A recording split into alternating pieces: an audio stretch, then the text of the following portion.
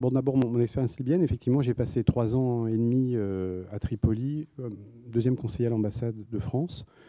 Je suis arabisant et donc ça m'a permis de... C'était une époque 2001, fin 2004, où la Libye était en pleine, je dirais, réintégration.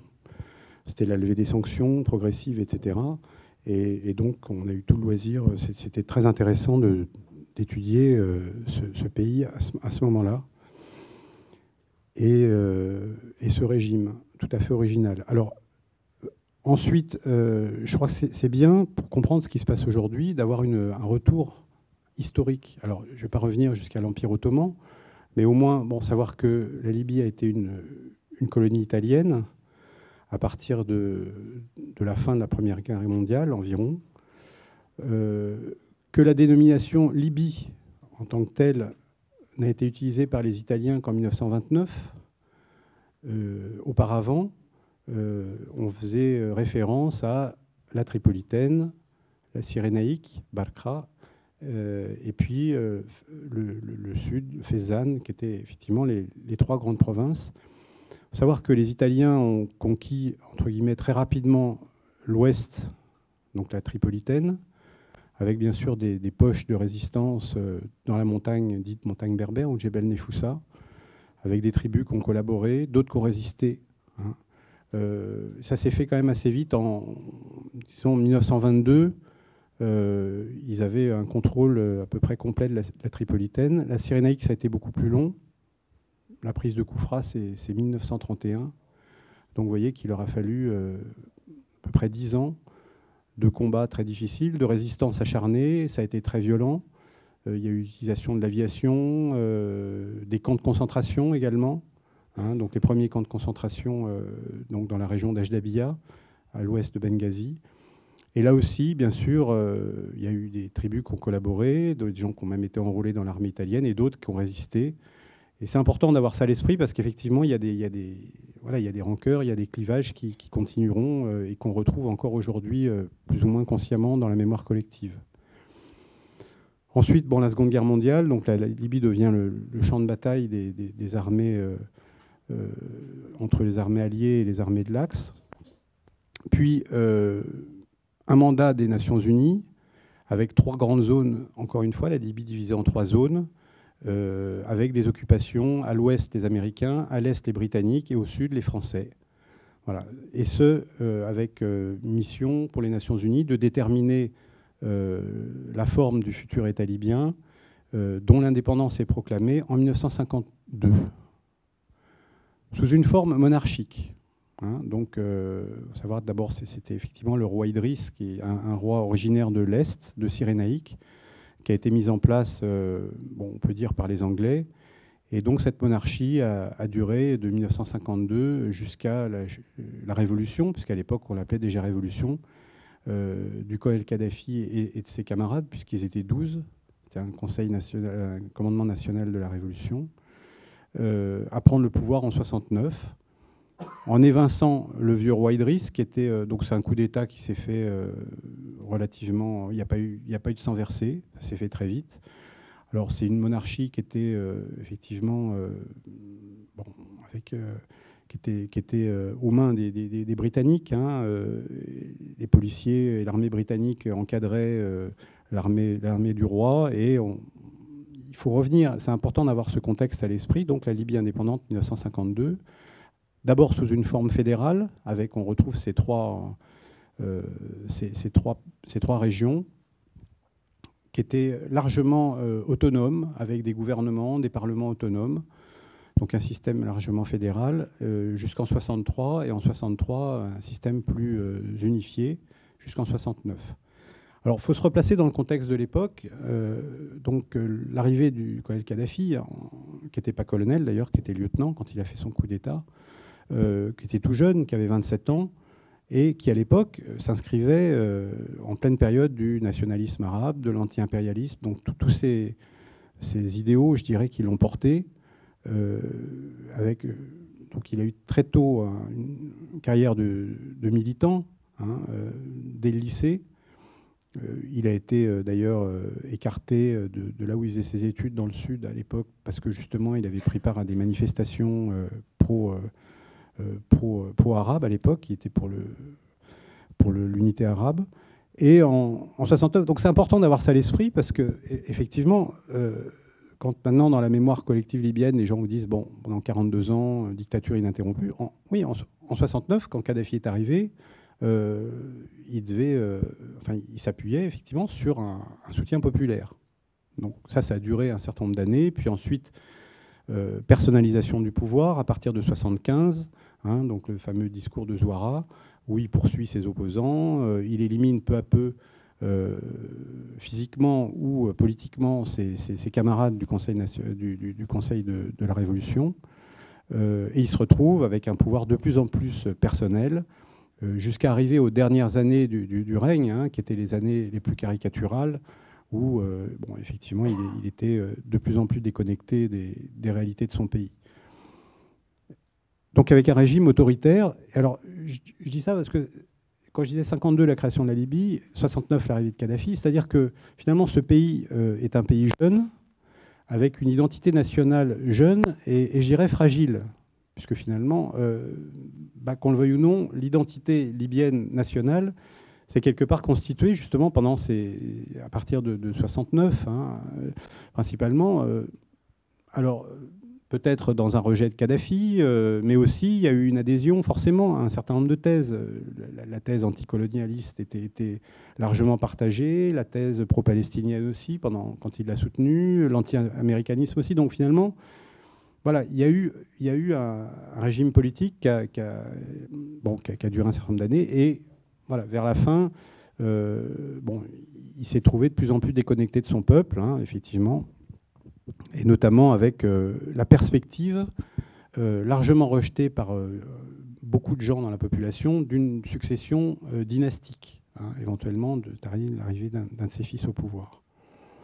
Et là aussi, c'est pas si simple, parce que finalement, les dernières années, il a commencé à engager un mouvement d'ouverture politique, hein, on l'a vu, donc il y a des libérations de prisonniers, une ouverture de l'économie, alors sur un mode que j'appellerais familio-mafieux, puisque c'était finalement les proches du régime qui en profitaient, mais voilà, on était loin d'être dans une concurrence libre et non faussée, mais il y a des gens qui se sont enrichis, hein, voilà, dans les 10 dernières années, avant l'insurrection de 2011. Donc finalement, là aussi, c'est intéressant de voir ça, parce que le début d'ouverture politique, il y a une génération aussi de Libyens, qui ne sont pas forcément des gens qui étaient des pro-kadhafistes, pro-dictature, mais qui ont cru, hein, les 10 dernières années, et sincèrement, parce que finalement, ils ont fait appel à des cabinets d'audit américains, ça s'est fait très sérieusement, et donc il y avait un projet qui s'appelait Libya Al-Rad, hein, où certains Libyens, jeunes hommes d'affaires ou jeunes, y compris diplômés, pouvaient croire. Et puis d'un autre côté, il y avait les habitudes de Kadhafi, sa manie d'écarter tout opposant éventuel, et qui quelque part rendait peu crédible sûrement ce scénario de transition politique, je dirais, pacifique. Donc on en arrive ensuite au printemps arabe, hein, puisque c'est l'appellation consacrée, en février 2011. Et là, janvier 2011, la Tunisie d'abord, l'Égypte ensuite. Et là, effectivement, les premiers incidents. Donc, il y a eu déjà en janvier, un mois avant la Révolution, des signes précurseurs. Il faut savoir que Kadhafi avait senti le début, donc il y a eu des mesures de prise. Hein, dès le départ, il y a eu une augmentation des salaires, il y a eu des mesures sécuritaires aussi, contrôle d'Internet, interdiction des matchs de foot, et puis des mesures catégorielles, donc pour des grandes catégories de personnel qui sont... Bon, alors on peut dire que c'est venu sûrement trop tard, trop peu.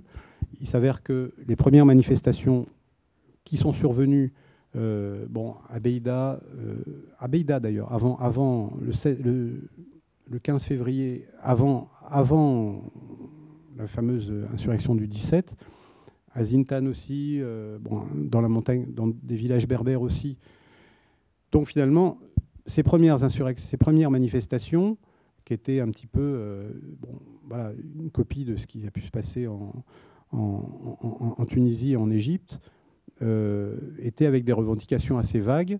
Et puis la réaction des autorités a été assez ferme tout de suite. J'ai assez ferme, mais là aussi c'est compliqué, parce que si on regarde ce qui s'est passé à Beïda le 15, finalement, on notera que l'insurrection s'est militarisée très très vite.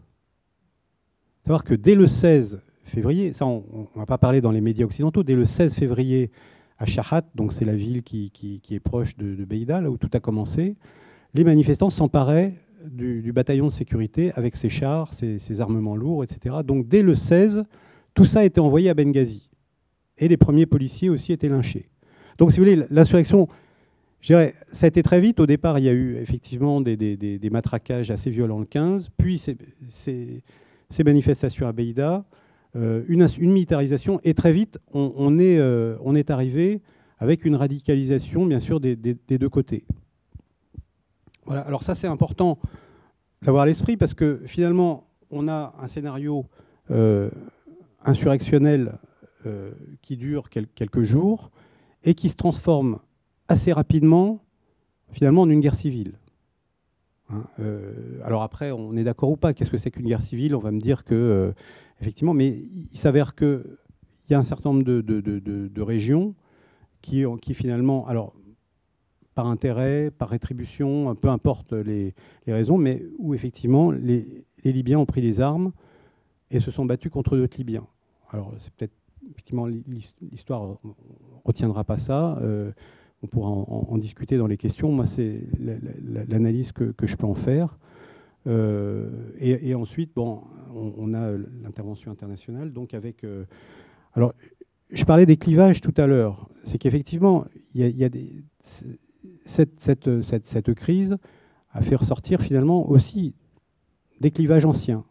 Finalement, il y a des régions qui se sont retrouvées opposées, et ça continue encore aujourd'hui, comme les régions, par exemple, de Bani Walid et de Misrata, où il y a de longue date un antagonisme historique, et où effectivement, bon, la ville de Misrata s'est soulevée, très bien, mais Kadhafi a pu puiser un certain nombre de combattants, de miliciens, qui ne sont pas forcément des gens de l'armée régulière, qui ont rejoint des unités aussi pro-kadhafistes, dans des régions qui lui étaient traditionnellement plus fidèles. Bon, alors, ensuite, bon, le régime donc, tombe ça, fin 2011, enfin, prise de Tripoli le 22 août, puis mort de Kadhafi en octobre. Et effectivement, on en arrive à la situation actuelle avec finalement une difficulté. Qu'est-ce qui se passe aujourd'hui? C'est que finalement, sous Kadhafi, il y avait un État faible, dirigé par lui et son clan, ses proches, alors sur un mode clientéliste, mafieux, donc Rijal al-Khaïma, hein, comme on disait souvent, c'était les hommes de la tente. Un État faible. Aujourd'hui, on a finalement, on n'a plus d'État. C'est l'absence d'État en Libye. Et donc la problématique actuelle qui se trouve depuis 3 ans, c'est comment reconstruire un État, justement, dans un pays, après 8 mois d'affrontement. Alors, là encore, ça, je pense que ça, bien sûr, ça a suscité des réactions. Hein. Est-ce que c'était une guerre civile? Est-ce que c'était une révolution? On pourra en discuter. D'affrontements de Libyens contre d'autres Libyens. Voilà. Et effectivement, et une des conséquences de ça, c'est qu'effectivement, on a eu un repli sur les identités primaires. Alors, qu'est-ce que c'est que les identités primaires? Ça va être effectivement la ville, la région, le quartier pour certains quartiers de Tripoli, parce que finalement, c'est des gens aussi qui sont battus ensemble. Il y a des solidarités qui sont renforcées. Et donc maintenant, on voit que face à cette absence d'État, les gens se replient sur ces solidarités qui sont effectivement protectrices d'une certaine façon, et qui effectivement leur permettent de se défendre ou de bon. Alors, tout ça pour en arriver finalement à une espèce enfin, c'est ma grille de lecture de ce qui se passe aujourd'hui, c'est qu'effectivement, on a une militarisation des mentalités, c'est-à-dire que finalement, maintenant, quasiment tout le monde, enfin, chaque foyer a une arme en Libye. Alors, il y a aussi un discours contradictoire, puisque beaucoup de gens vont effectivement vont dire on est tous libyens, mais dans les faits, enfin, après, on voit bien qu'actuellement, chaque région, chaque village a sa problématique propre, a ses relais propres, et à sa méthode qui est souvent les armes, finalement, pour faire valoir ses vues et défendre ses intérêts. Donc finalement, c'est un petit peu ça qu'on observe. Alors, je pense que Isabelle pourra parler de la situation actuelle aujourd'hui, mais voilà, on parle toujours des milices, donc effectivement, on a un certain nombre de milices, alors des milices de la première heure, des milices de la dernière heure, des résistants de la 25e heure aussi, et effectivement, et tout ça dispose de relais au sein de l'institution, la seule institution légale qu'est le Parlement, finalement, pour éventuellement faire valoir ses vues et transformer cette influence militaire en pouvoir politique. Donc voilà, je vais peut-être m'arrêter là. Je ne sais pas si je suis arrivé à 20 minutes.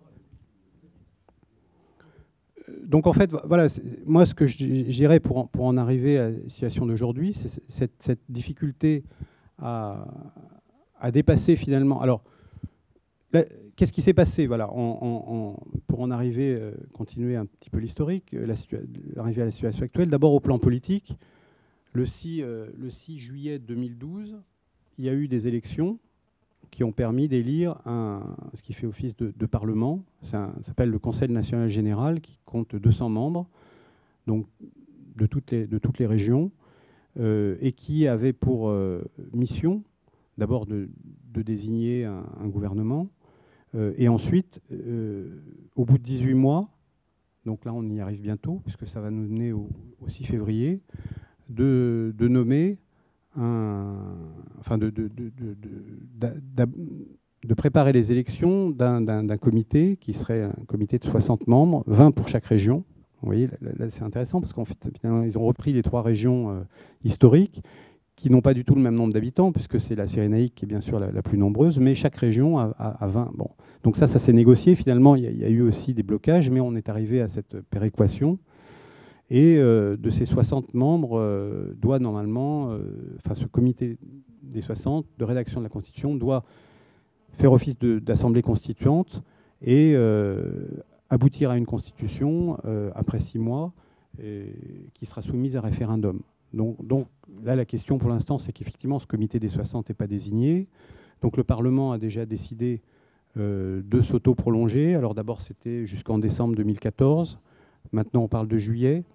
Bon, bien sûr, beaucoup de gens sont contre. Beaucoup de gens estiment qu'il a échoué dans son travail, ainsi que le gouvernement, et donc qu'il devrait quitter le pouvoir au bout de 18 mois et laisser la place à ce comité.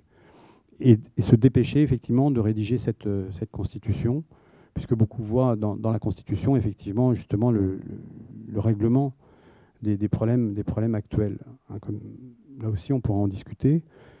Voilà, donc en fait, la situation politique, elle est celle-ci, et la situation sécuritaire, qui est quand même la plus préoccupante finalement pour, quand même, je dirais, la majorité des Libyens, puisque c'est quand même leur vie quotidienne. Elle est différente d'une région à une autre. En Cyrénaïque, effectivement, il y a beaucoup d'attaques ciblées contre tout ce qui symbolise la reconstruction d'un État. Donc c'est des gens qui assassinent ou qui font sauter des voitures piégées contre principalement des gens qui symbolisent des policiers, pas forcément d'anciens kadhafistes, y compris des gens qui sont d'anciens rebelles reconvertis dans la police ou l'armée en cours de constitution. Donc moi j'analyse comme des gens qui n'ont pas intérêt à ce qu'effectivement l'État se reconstruise rapidement, et qui profitent un peu finalement du chaos actuel. avec des agendas, bien sûr. Alors là, ce n'est pas forcément revendiqué, mais il y a clairement des agendas religieux pour certains à l'Est. À l'Ouest, c'est différent. À l'Ouest, effectivement, on n'est pas encore dans ces actions, on n'est pas dans ces actions violentes. Par contre, à l'Ouest, il y a une fragmentation très importante aussi des problématiques entre les gens de Misrata, les gens de Zintan, etc., qui, eux, s'appuient sur des katibas très fortes. Et puis, un certain nombre de nouvelles institutions qui ont émergé, qui sont des conseils supérieurs de sécurité, qui sont plutôt là des émergences, des relais disons, du courant un petit peu islamiste. Donc tous ces gens se regardent un peu en champ de faïence, et finalement, aucun ne veut désarmer tant que l'autre, bien sûr, conserve ses armes. Et alors, j'oubliais, voilà, à l'Est aussi, il y a un courant autonomiste. Alors là aussi, il faut s'entendre sur les mots. Eux, je ne pense pas qu'il y ait une volonté indépendantiste. C'est des gens qui veulent... Bon, ils sont fédéralistes. Et à l'Ouest, effectivement, c'est perçu comme des indépendantistes, donc des partitionnistes. Donc là aussi, il y a un malentendu. Et la faiblesse du gouvernement actuel, effectivement, ne facilite pas les choses, puisque beaucoup de gens leur reprochent de ne pas avoir négocié avec les gens de l'Est qui bloquent les puits de pétrole depuis le mois d'août. Donc là aussi, c'est un problème supplémentaire, parce qu'il n'y a pas de pétrole qui est exporté depuis maintenant 5 mois. Puisque voilà, 65-70% du pétrole provient de l'Est. Et effectivement, c'est un problème supplémentaire. Alors ces autonomistes sont minoritaires à l'Est, je pense, sont fortement minoritaires. Mais en même temps, ils ont un pouvoir de nuisance, on le voit bien, puisqu'ils occupent les terminaux depuis 5 mois, et donc ils interdisent les rentrées de pétrole à l'État central depuis 5 mois. Voilà, je crois que je vais m'arrêter là pour laisser un petit peu la place à Isabelle, et puis après on pourra aller dans les questions.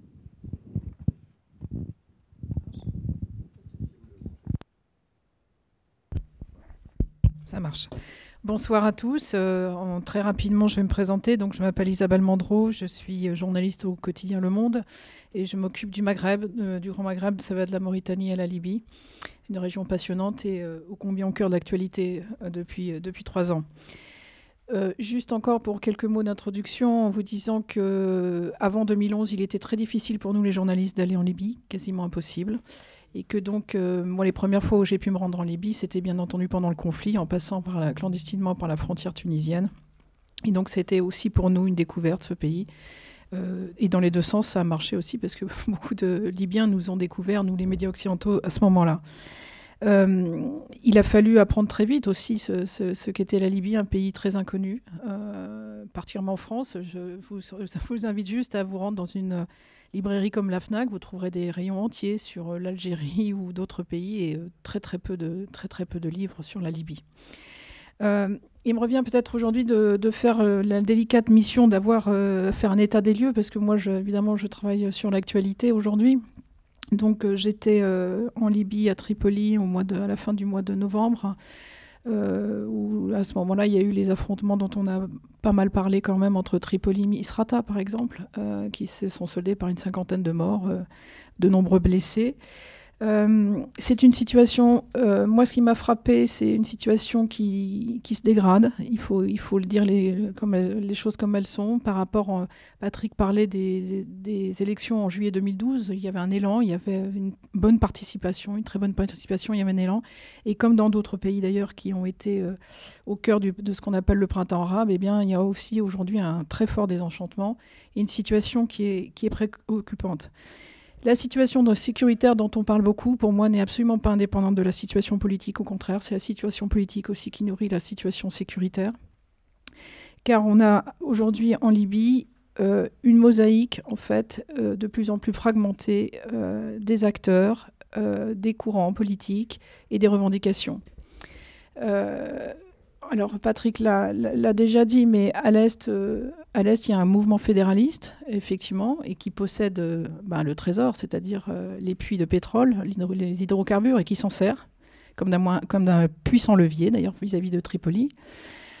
Au sud, on n'en parle pas encore beaucoup, mais en ce moment, il y a des graves affrontements à Sebha, la grande ville du sud libyen, avec les Toubous, qui sont une communauté qui a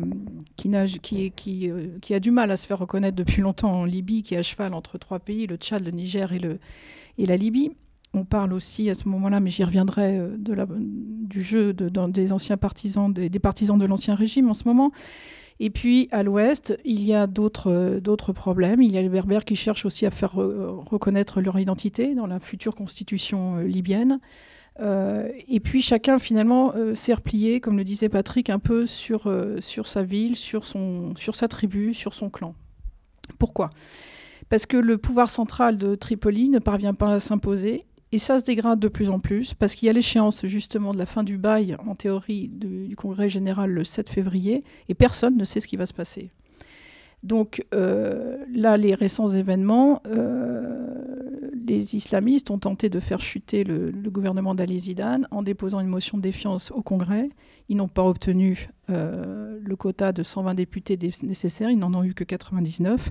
Donc ils ont échoué, donc ils ont annoncé qu'ils retiraient les 5 ministres qui sont aujourd'hui dans le gouvernement d'Ali Zidane. Quand je disais qu'il y avait une multiplicité d'acteurs, c'est tout à fait exact, parce que certains, beaucoup sont revenus d'exil, beaucoup sont sortis de la clandestinité, et puis d'autres y sont rentrés, en revanche. Et puis, il y a ceux qui étaient dans l'administration, dans la fonction publique, sous l'Ancien Régime, qui avaient rallié d'ailleurs dès la première heure parfois les rebelles. Donc tout ça fait une mosaïque d'acteurs assez compliquée. Et il y a une lutte en ce moment pour le pouvoir sans qu'on sache vraiment qui est en mesure aujourd'hui de s'imposer et qui peut en fait assurer une stabilité. Donc le gouvernement s'affaiblit. Moi, je le constate de jour en jour.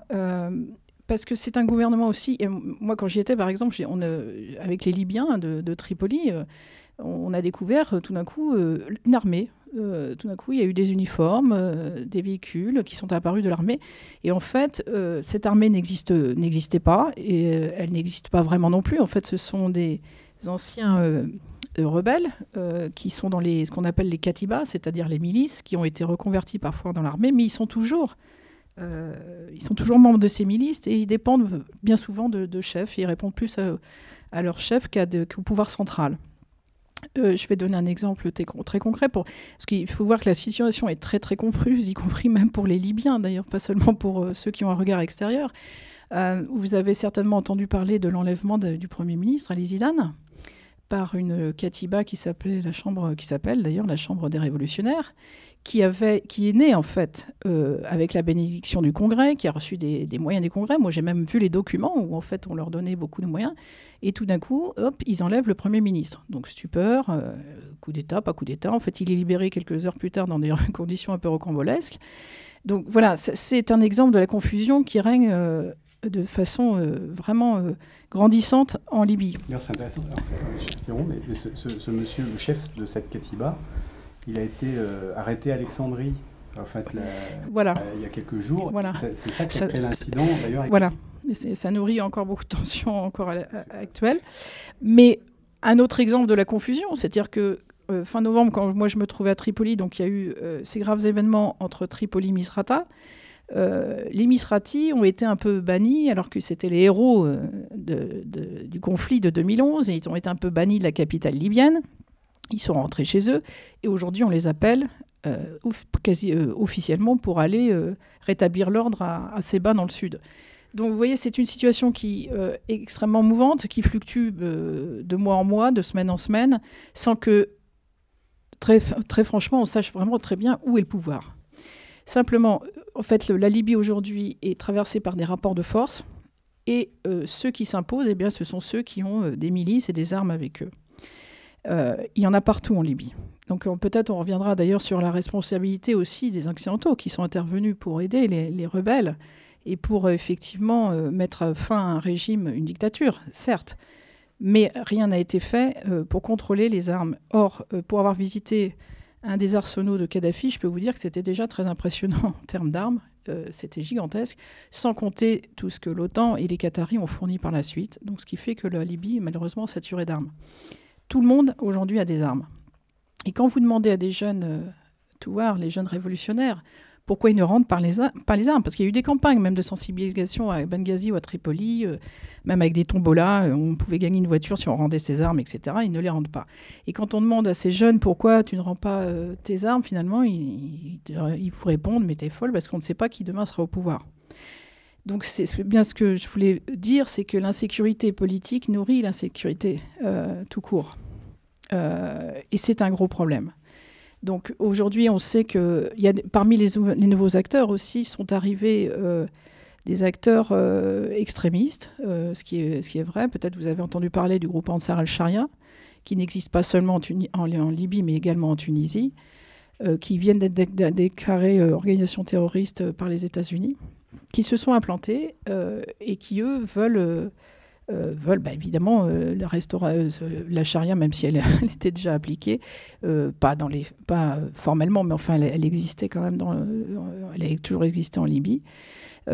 Et donc ils s'implantent et on les voit progresser. C'est-à-dire qu'on parle beaucoup de l'Est. Alors Derna surtout, c'est un fief extrémiste.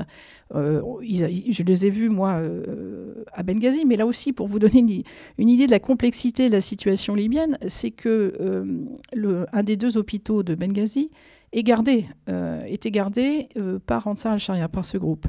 Et finalement, c'était à la demande même des médecins, parce qu'ils n'arrivaient plus à exercer en toute sécurité, puisqu'il y avait trop de débordements, trop de violences, trop de problèmes.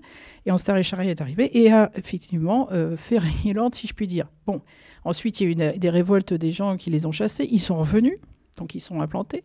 Aujourd'hui, ils sont fortement implantés dans Sirte, qui est un bastion des kadhafistes, du clan de Kadhafi. Aujourd'hui, ils sont très, très implantés dans ce secteur. Et ils ont créé des liens, évidemment, avec Ansar al-Sharia de Tunis, puisque l'actuel, on ne sait pas très bien d'ailleurs, l'actuel chef du Ansar al-Sharia Tunisie est en Libye. On ne sait pas très bien, d'ailleurs, il y a eu des rumeurs sur son arrestation sans qu'on en sache vraiment beaucoup plus. Donc c'est une situation... c'est un éclatement, en fait, de beaucoup de paramètres en Libye, et la faiblesse du pouvoir central accentue les choses. Il y a, c'est vrai, aujourd'hui aussi, une plus grande nostalgie qui se manifeste en Libye, comme dans d'autres pays arabes d'ailleurs, parce que les lendemains des révolutions ne sont pas toujours euphoriques. Donc il y a une nostalgie qui se manifeste aussi de plus en plus. Moi, je regarde, par exemple, beaucoup sur les réseaux sociaux. En fait, il y a énormément en ce moment de comptes, alors qui sont de l'étranger ou de Libye, qui apparaissent, qui disparaissent et qui sont vraiment pro-kadhafistes. Hein. Ça, c'est, et puis aujourd'hui, il suffit de se promener parfois à Tripoli pour que les gens vous disent c'était mieux avant. C'est quelque chose qu'on entend, hein, pas seulement en Libye, mais ailleurs. C'était mieux avant, etc. C'est une nostalgie. On parle en ce moment de... En fait, il y a aussi une nostalgie du roi. Parce que vous parlez de Kadhafi, mais les gens de plus en plus deviennent nostalgiques de l'avant-Kadhafi. Bien sûr. Mais... L'avant-Kadhafi, parce que franchement, les kadhafistes, ils sont pas en Libye en tout cas. Ils sont à l'extérieur du pays. Ah bah, ceux qui ont joué un rôle le plus important sont à l'extérieur, effectivement. Ils sont beaucoup en Égypte, ils sont à Oman, ils sont beaucoup, mais tout le monde... Le roi est surtout en Cyrénaïque. Oui, et tout le monde n'est pas parti quand même. Il y a énormément de fonctionnaires qui ont participé et donc et qui sont toujours là. À Sirte, il y a des familles qui étaient très proches de Kadhafi, qui sont toujours là et qui sont aujourd'hui confrontées avec Ansar al-Sharia. Donc ça a créé énormément de tensions. Donc, je peux répondre juste à ça. Je vais juste... Je vais juste... Vous laissez intervenir et puis après on passera au débat, sinon on va pas s'en sortir. Donc, vous m'avez fait perdre le fil. Donc, cette nostalgie s'exprime, mais encore une fois, c'est pas propre à la Libye. Il y a des nostalgiques aussi dans d'autres pays, et on l'a vu jusqu'à l'excès, certainement en Égypte.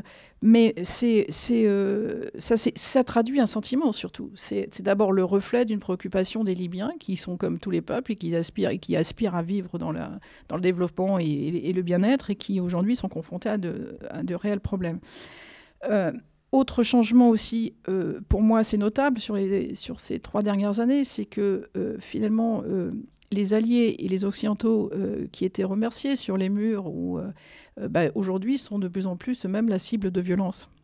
On ne compte plus les attaques contre les ambassades et les consulats, avec plus ou moins de gravité d'ailleurs. Le plus grave ayant été l'attaque du consulat américain le 14 septembre 2012 qui a abouti à la mort de l'ambassadeur américain et à 3 autres agents américains. Mais il y a eu aussi, par exemple, le dernier en date, il remonte à même pas 2 mois, contre le consulat de la Suède. Donc on ne compte plus. Quand on dit au nord, c'est beaucoup plus calme, pas forcément, car à Sabrata, donc c'est très proche de Tripoli, eh bien, il y a eu, dans des circonstances absolument pas élucidées, l'assassinat d'un Britannique et de son amie néo-zélandaise. Il y a de plus en plus d'enlèvements, mais ça ne concerne pas seulement les Occidentaux, ça concerne énormément de Libyens aussi, qui sont de plus en plus enlevés. Donc il y a une criminalité qui se répand. Une criminalité aussi qui, encore une fois, mais j'insiste beaucoup là-dessus, due à la faiblesse du pouvoir. Parce que beaucoup de katibas, de groupes et de sous-groupes armés qui dépendent plus ou moins de chefs plus ou moins recommandables se sont assez vite retrouvés avec des papiers officiels, d'ailleurs, pour essayer de les intégrer par rapport au ministère de l'Intérieur ou de la Défense. Et puis finalement, on leur a donné aucune instruction. Donc voilà, donc ils étaient parfois dans des quartiers, dans des casernes, sans aucune instruction. Donc au bout d'un moment, évidemment, pour certains d'entre eux, ça a un peu dégénéré. Donc ils se sont mis à faire n'importe quoi, à voler, à rançonner, et à se servir eux-mêmes, quoi, si je puis dire. Donc c'est notamment ce qui a nourri un des problèmes entre une brigade de Misrata et Tripoli au mois de novembre. Donc cette situation, pour moi, se dégrade et devient préoccupante. Je regardais tout à l'heure la mission onusienne qui est installée à Tripoli en 2011, l'UNSMIL, vient de lancer un message d'alerte, notamment sur le sud, parce qu'à Séba, en 16 jours, selon les propres chiffres du ministère de la Santé libyen, eh bien, il y a 154 morts, avec d'autres heurts et affrontements à l'ouest vers Ouarchfana, qui était considéré comme un bastion kadhafiste. Donc voilà, il y a des morts, il y a des affrontements qui sont meurtriers en ce moment en Libye, dont on parle peut-être pas assez, parce que la Libye reste un pays encore très méconnu, dont on ne comprend pas très bien ce qui se passe. Mais bon, voilà, l'UNSMIL maintenant est retranché. Il faut voir comment l'UNSMIL, au départ, était dans des bâtiments avec une garde, une sécurité normale. Aujourd'hui, ils sont derrière des murs de béton et des chicanes de béton. Donc, voilà, le sentiment d'insécurité, il est pour tout le monde. Les Occidentaux sont de plus en plus visés, mais les premières victimes, évidemment, ce sont les Libyens eux-mêmes. À Benghazi, on ne compte plus, on est à une centaine de meurtres depuis plusieurs mois, qui concernent des anciens officiers de sécurité, qui concernent des juges. Donc voilà, il y a quasiment tous les mois des assassinats et aucun d'entre eux n'est élucidé. Aucun. Oui, pas quasiment tous les jours, mais... Donc la justice transitionnelle, enfin un autre aspect aussi dont il faut parler, la justice transitionnelle, eh bien on ne voit absolument pas le début du commencement de réalisation, c'est-à-dire que certains proches de Kadhafi, tels que Abdallah al-Sanoussi, ont été capturés, ils sont en prison. Saif el-Islam et le fils et dauphin présumé de Muammar Kadhafi est toujours détenu à Zenten, sans que Tripoli puisse même le récupérer. Je pense que ça a fait partie des premières failles du pouvoir central d'ailleurs, parce que Zenten a toujours dit on ne le donne pas. Il est pourtant aussi réclamé par le tribunal pénal international. D'autres personnalités comme, j'ai oublié son prénom, al-Baghdadi, l'ancien Premier ministre, qui a été extradé, oui, Mahmoud, pardon, merci Patrick, Mahmoud al-Baghdadi, qui a été extradé par la Tunisie, se trouve aujourd'hui aussi en prison. Pour tout cela, on ne voit pas les procès, c'est à huis clos. Enfin, quand il y a des, pardon, pas les procès, quand il y a des audiences, c'est à huis clos, on n'y a pas accès, les journalistes n'ont pas accès, et on ne sait absolument pas ce qui peut se passer. Dans les prisons, des organisations internationales telles que Human Rights Watch ont bien signalé qu'il y a toujours des exactions, que la torture, la détention arbitraire continue de sévir en Libye, malgré les engagements qui avaient été pris.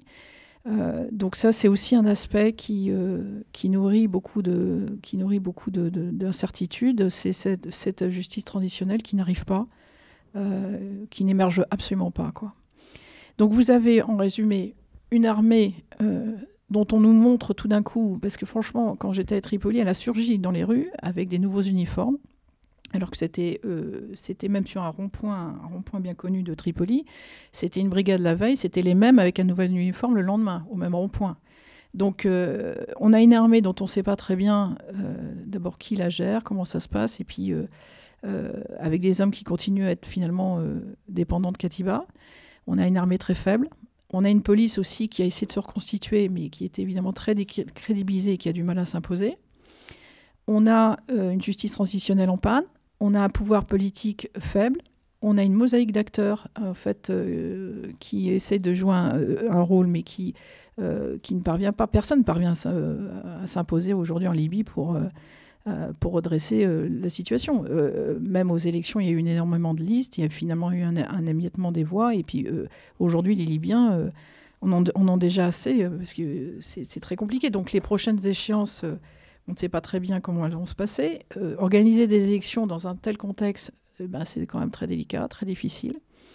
Donc voilà, le paradoxe, c'est qu'évidemment, la Libye est un pays riche, pour son plus grand bonheur et peut-être son plus grand malheur aussi, parce que la malédiction des hydrocarbures, comme on dit, peut aussi la concerner. C'est-à-dire que ça pèse beaucoup dans le paysage. La corruption n'a pas disparu en Libye. Elle continue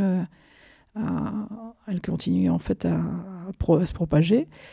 Beaucoup de jeunes sont aujourd'hui, d'abord, pour une part d'entre eux, parce qu'il y a des études ont été faites quand même là-dessus, sont aussi traumatisés par le conflit.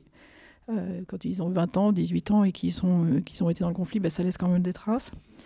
Donc les constats ont été bien dressés d'ailleurs, ont été bien faits. Il y a eu des études très intéressantes sur les traumatismes post-conflit. Beaucoup d'entre eux, aujourd'hui, se retrouvent désœuvrés, et puis toujours avec leurs armes. Donc ça, c'est le problème des armes est immense. Donc voilà, donc c'est une situation effectivement qui préoccupe, et avec un territoire du fait de l'insécurité et du fait de la faiblesse des forces de sécurité, se retrouve un peu ouvert aux quatre vents. Je pense au sud, où en fait, depuis l'intervention française aussi, Serval-Normalis, ça en a repoussé quelques-uns vers la Libye. C'est pour ça qu'on parle aujourd'hui de la Libye comme d'un nouveau sanctuaire du terrorisme. Ce qui n'est pas tout à fait exact, mais qui comporte quand même une part de vérité. Voilà, donc c'est un peu l'état des lieux. Il n'est pas... Et en même temps, la vie continue heureusement à Tripoli. Il y a aussi des très bonnes choses. Il y a aussi des femmes qui se battent là-bas. Il y a aussi des manifestations qui sont pacifiques. Il y a aussi des choses qui vont bien. Mais ce qu'on voit à l'heure actuelle, c'est quand même une dégradation assez nette de la situation. Pour conclure... Tout va dépendre, en fait. Tripoli, aujourd'hui, est la cible de beaucoup d'attaques, mais tout va dépendre aussi de ce pouvoir. Ali Zidane, aujourd'hui, ne cesse de répéter qu'il ne démissionnera pas, mais il est considérablement affaibli. Il a été enlevé. C'est quand même une situation un peu particulière. Lui-même, des fois, il dit je vais mettre fin au système des Katiba, et lui-même fait appel à des Katiba des fois pour se protéger lui-même. Donc voilà, c'est encore une fois passer d'un régime autoritaire comme celui dictatorial, comme celui de Kadhafi, à une situation quasi anarchique, forcément, ça peut pas très bien se passer, quoi. Donc voilà. Et en même temps, il y a beaucoup d'acteurs en ce moment qui jouent des rôles un peu compliqués. Misrata, par exemple, est une force. C'est une ville, il faut visiter cette ville, elle est très intéressante. Ils ont fait un musée de la Révolution qui est absolument passionnant. On retrouve énormément de choses qu'ils ont collectées précieusement, c'est très bien fait, etc. Donc Misrata vit avec comment dirais-je, cette image qu'ils veulent conserver un peu mythique de héros de la Révolution. Mais enfin bon, ils ont été aussi au cœur d'affrontements assez durs à Tripoli. Aujourd'hui, on les appelle en renfort. Donc voilà, c'est incompréhensible. C'est une situation extrêmement confuse en ce moment. Voilà.